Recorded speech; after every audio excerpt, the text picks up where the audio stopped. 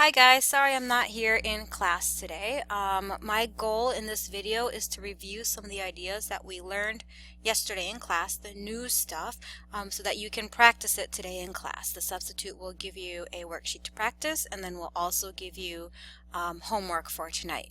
On Friday, I will be checking in 2 homework assignments, the one that you got on Wednesday from me and the one that you are getting today from the substitute. And in addition, on Friday, we do have an assessment that we've been reviewing for. None of the new stuff, nothing that we learned in the second half of Wednesday or that you're working on today, will be on this assessment. I will be here tomorrow, so come in for AM support. Also, use the videos online as resources if you wish.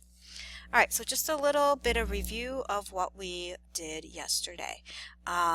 Yesterday we were introduced to the parent graphs of 2 functions, which may or may not be new to you depending on what you've done in Algebra 2. So the parent graphs of the functions look like the following. We had a parent graph of f of x equal to 1 over x. And the parent graph for that function, let's get some axes in here, looked like this. We had a vertical asymptote at x equals 0, and we had a horizontal asymptote at y equals 0. And the graph itself lay in quadrants 1 and 3. So that's 1 over x.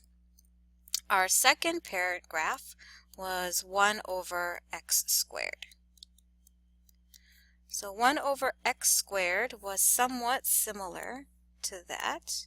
1 over x squared also had asymptotes on the x and y axis.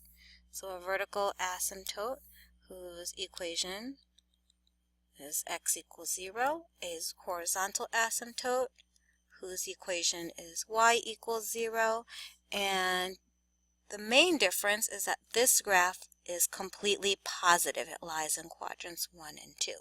Which makes sense because 1 over x squared will always be positive regardless of what input you choose for x. So these are the graphs of 1 over x and 1 over x squared. Now what we can do is graph variations of this, which is what I want to show you an example or 2 of, and then you can practice in class today. So let's take a look at an example. So for example, let's graph f of x equals 1 over x plus 3 minus 5. So this equation resembles that of f of x equals 1 over x, whose parent graph we saw above looks something like this.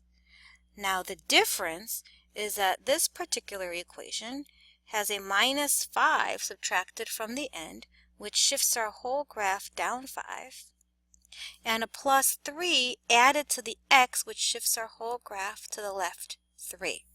So we're essentially taking our parent graph and translating it. So if you recall from our parent graph, we had a horizontal asymptote at y equals 0. So asymptote, let's see if I can get this to work. So here, let's make it red and make it dotted. Alright, so here is our horizontal asymptote, and then we also had a vertical asymptote at x equals 0. But this graph is being shifted down 5 and to the left 3. So if it's being shifted down 5, this axis moves down 5. This axis or asymptote actually moves down 5. So it only really is important for the horizontal asymptote. And then the whole graph shifts to the left 3. So this axis, or asymptote rather, moves 3 to the left. This asymptote moves 3 to the left. And so we can see where our new asymptotes are now. Our new asymptotes are located at x equals -3 and at y equals 5. And if we look at our parent graph, we had curves in quadrants 1 and 3. Our quadrants have been redefined by these red dotted lines, but the curves would still be in quadrants 1 and 3 using those red dotted lines as guides. So that's the graph of our function f of x equals 1 over x plus 3 minus 5.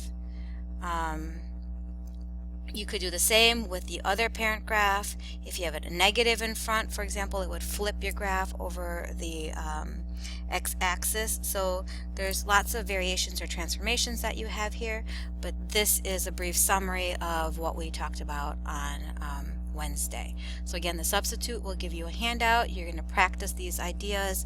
Friday is going to be an assessment day, and then we'll come back on Monday and talk about these ideas some more.